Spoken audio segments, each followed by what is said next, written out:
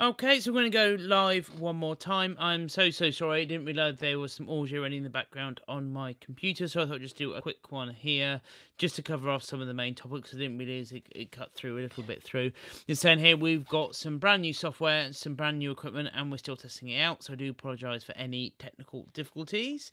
But anyway, my name is Roxy from foxyroxyreviews, and today obviously you wanted to cover off the attendance at Bifest, our experience at Bifest, as well as then, of course, kind of a little bit on, of course, my weight loss and the bits and pieces here. So I'm just going to make sure that the live stream is up and running again. We'll keep an eye on the chats and everything else, just in case there is someone that jumps on. I obviously do apologise for the error with the audio on the last attempt at the live stream. So just going to make sure that that is up and running now. That should all be muted. Perfect, that's all fine. So we could keep an eye on that if we do need to have a look at anything.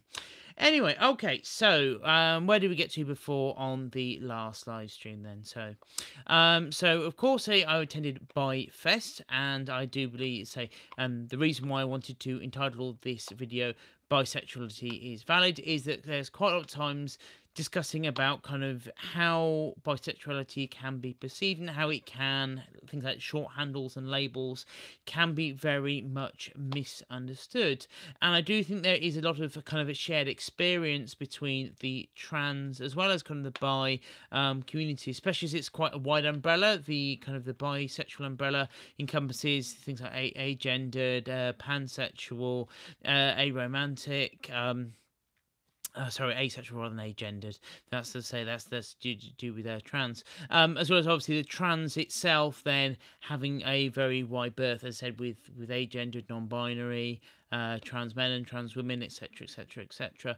So you have a lot of very different kind of expressions, and of course we run a workshop, or I run an agony art workshop there every year. It's actually pretty popular. A lot of people seem to come back. Kind of they want it to kind of bring it back every year, which obviously I'm very, very happy with, and it's very good, I think, for the, let's say, the different communities and representatives in those communities to get together and to kind of to share that experience, and then kind of get involved with different organisations, because I very much do enjoy coming down to Bifest every year.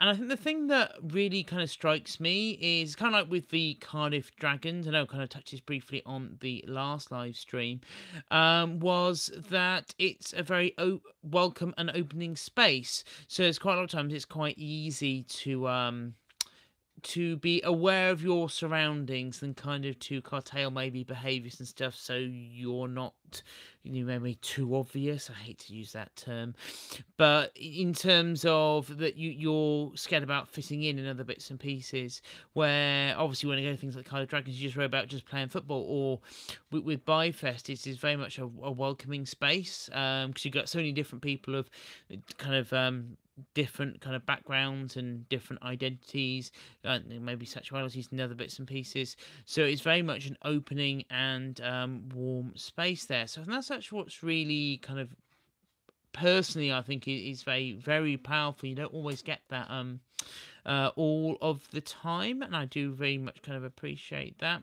I think the thing that we kind of really did touch on, obviously a little bit more, say, kind of this a little bit later in the video, our last live stream, was regarding things like hate crime and reporting of hate crime, because so many times I can think of in my life that people make a passing comment or a passing statement or something like that, and it's not really dealt with or reported. And of course, when different departments within police are fighting for funding and justifying funding and their existence and kind of things like that, you generally find that if you're going less hate crime reporting, maybe just because it's just been underreported. I mean, there's quite a number of things that have kind of happened to me, especially in years before. Not so much now, to be honest. It seems to be calmed down a little bit from what it was, or how it has been in the past. But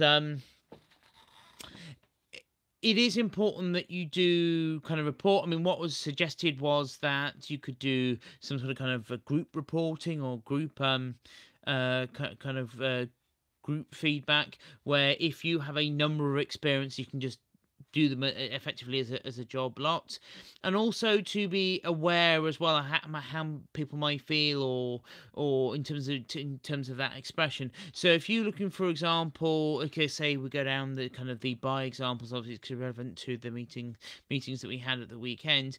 If you have a lot of comments around, oh no, bisexual is just greedy, or they want to sleep with everybody, or all these preconceptions which may or may not be kind of related to that person. Because let's say with bisexuality, you can be attracted to more than one gender, or really don't see gender as a significant thing at all, maybe past something that maybe it might be like eye color, for example. So it may be not that relevant to kind of to the person there, in terms of having those differences past something that maybe just maybe a little bit physical, potentially, maybe, don't know. But especially it's quite easy to have a build up of like kind of those different comments and different things. And I think just to be aware, especially if you're with friends, or you're with people who have kind of those direct kind of experiences, is that you're just mindful and maybe just check in with them. I think that was suggested this weekend. I think that's a really good way just to keep an eye on that kind of that type of thing. So if you do find that someone is saying a lot of things which are, let's say, disrespectful or something like that, at least then that you can kind of approach that and you can support them. But sometimes it's generally good to not always assume certain things, and just check in with people for kind of how they feel. I'm just going to check the live chat for a moment. I think we're good so far.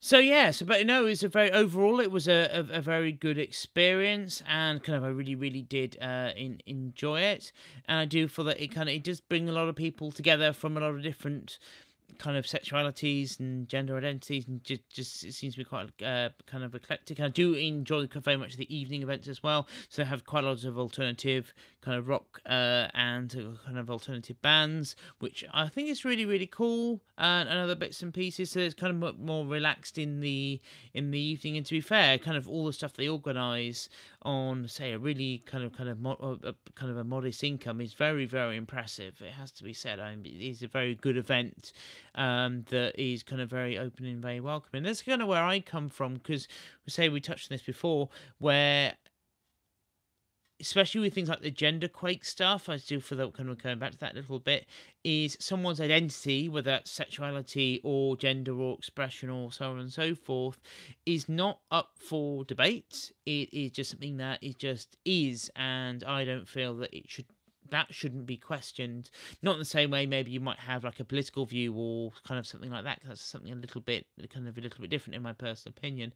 But to having respect for kind of someone's identity, really, because this is what I find is going to an event like, say, like Bifest, I feel very comfortable just being myself, and that's fine. And we had so many good discussions with kind of different people, and I kind of passed on little bits of knowledge that I had to them, and of course then you learn a lot in return from others. And of course, especially regarding kind of sexuality, there's still kind of a lot of different maybe aspects to sexuality to be understood. I think there's lots of nuance as well. And I think it's very much noticeable that, because I was thinking about this when I was kind of walking back with my shopping, that in terms of some particular situations within the cisgendered or the kind of in regular society, if you want to use a better term, or in search for a better term, is that in certain situations, certain things are okay. Like, for example, if you've broken up with someone, you haven't got with a partner for a while, you can kind of have some fun, and that will be deemed as okay, as not an issue or a problem. But it's kind of assumed that eventually that you'll settle down with a partner, and that is the normal. And you just wonder sometimes, maybe sexuality and expression, whether that is kind of judgmental a little bit, because I mean, it's the same way as being single is seen as a big problem or issue, or you need to find someone, you need to be with someone. Well, I would personally argue it's finding someone who respects you and who understands you and who appreciates you is far more important than you just needing to be with someone. In the same way, if you, for example, feel comfortable in an open relationship and you're honest and open with that, and that's kind of declared, so that's not something that's hidden or concealed, I think at least it's not more open than, say, having a straight relationship that, for example, one partner may flirt a lot because it's deemed as okay because he's the man and that's fine. And that might really annoy the other partner where that hasn't really been discussed. So I think there's sometimes, I think a little bit more kind of discussion and understanding in relationships, I think, can potentially go a long way. I mean, I talked about in the last video about, let's say, identifying or towards the demisexual aspect, or towards that type of point, to that sexuality, where I value personally things like the emotional connection, and everything else that comes in a relationship comes after having that kind of that emotional, intimate bonds before any other type of physical kind of expression, bar, kind of things would be called the standard relationship stuff of holding hands and other bits and pieces. But it's very much the relationship and the kind of the emotional understanding and intimacy which is really important for me. And say it can take quite a long time for that to develop, and this is me, so I'm not quite sure whether that would be on the strictest example of the most extreme example of demisexual, but it definitely feels somewhat that I fit somewhere on that. It feels very much like it fits somewhere on that spectrum. Well, I think I kind of want to leave it there, kind of for the moment. I say I have taken down the last live stream because the audio was kind of clashing over there. So we don't worry, we'll get that done for next time. I mean, we are really pushing towards getting a few new bits and pieces done, and we're trying to kind of a lot of different and new kits. So we're going to have a few kind of teething problems kind of along the way. But I'm really happy where kind of things are going, things are moving forwards. It's very, very positive in my view. But of course, this is where kind of you can come in kind of a little bit and let us know how we're doing, and if there's anything constructive that you think that we can do, or maybe a topic that you want us to cover, or some things like that. Obviously, we'll get on to kind of my weight loss side in a moment, but obviously this content is made for you. I think what be interesting is if you've encountered maybe one of your friends or you yourself, you've kind of encountered some sort of kind of biphobia or some sort of comments being said to you, and you didn't, how did you deal with that? I think that'd be interesting to put that in the comments. Obviously we try to keep the comments as open as possible. All we would advise is if you could be respectful. That is very, very important to us, because we do want to make this very much a safe space for all types of different gender and kind of sexuality expressions. That is actually really, really important to us. A little bit about the weight loss side, because we do kind of want to cover off that briefly. We're going to do a Wednesday video, but of course my work schedule is still kind of moved around a little bit, because there's a few new things happening at works, and a few obviously being involved in a few opportunities along the way as well. So things will be settling down soon. I'm not quite sure if we're going to have the luxury of having a regular schedule, so I can announce when exactly I will be going live next. I'm finding doing the live formats is handy to make sure that videos and content is going up. And of course, we are going to make things more complex along the way. And I'm very much kind of pushing forwards. And I think as we kind of learn a bit more, we'll start doing more. But if there is any particular reviews, we haven't done a product review or for a while, and we don't seem to have done many series for a while, if there's something that you want us to cover, then please do let us know. In terms of the weight loss side, I am at 29, just over 29 kilograms of weight loss at the moment, which is great guns. We definitely are pushing forwards. As I said before in the last video, I'm still doing my running side of things, so I'm still definitely getting onto week 5 of that. I am finding that my cardio is getting better and being improved. It has been mentioned to myself that doing kind of running on the road can be different, obviously, on the treadmill because you've got different inclines and other bits and pieces. So I definitely will try to incorporate that into my workouts, though. But I have been trying to make sure I get more balance. So rather than, for example, because at one point I was doing approximately 7 gym sessions per week, which I think was a little bit much in my personal view, so I tapered it down to around 5, a mixture of obviously cardio and resistance stuff.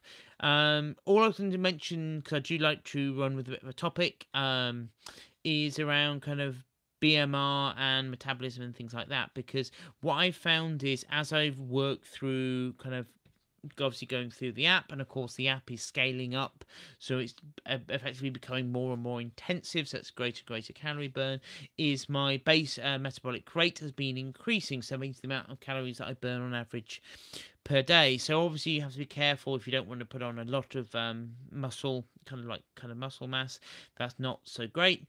But in terms of kind of doing a little bit more resistance workout and more cardio work, it definitely has been helping me kind of with my weight loss, and I have to say it's been pretty steady. There hasn't been any massive issues or kind of big deals at the moment, and it's been pretty much going through. The only thing I would say is, as I mentioned very briefly in my last kind of live stream I did a few days ago, is that I have found that it was actually my fat mass which has been going down and my muscle mass has been going up. So it hasn't been a really direct guide regarding the actual kind of the weight loss side in itself. So that's all I would kind of look at advising. Sometimes when you plateau, I do really wonder whether it's your body actually getting used to the new situation, preparing, and there's a little bit of that going on. So when you think you're making no progress, it's actually quite the reverse, because I actually was making a lot of significant progress along the way. It wasn't immediately obvious just from looking at a number of the weights. This is why I think scales, smart scales with a little bit of pinch of salt can actually be really, really useful for kind of gleaning that that information. I was going to do a little bit on my diet, and we did kind of cover this over a little bit last time, so I think we'll cover a little bit of that today. But I definitely think it could definitely have a topic of its own right, and definitely do like to run with any of my live streams one or ideally a number of topics to cover. Would be interesting to see kind of how how you're getting on if you are on a weight loss journey for surgery like myself, or you just have a weight loss goal, how you're getting on. And if you do have some smart scales, how will you find them? Because I do find they are a little bit of a black box magic sometimes. They don't always give you the most direct responses that you might like if you're looking for accurate numbers. It's more of a guide or in terms of a reference point you can really use them for.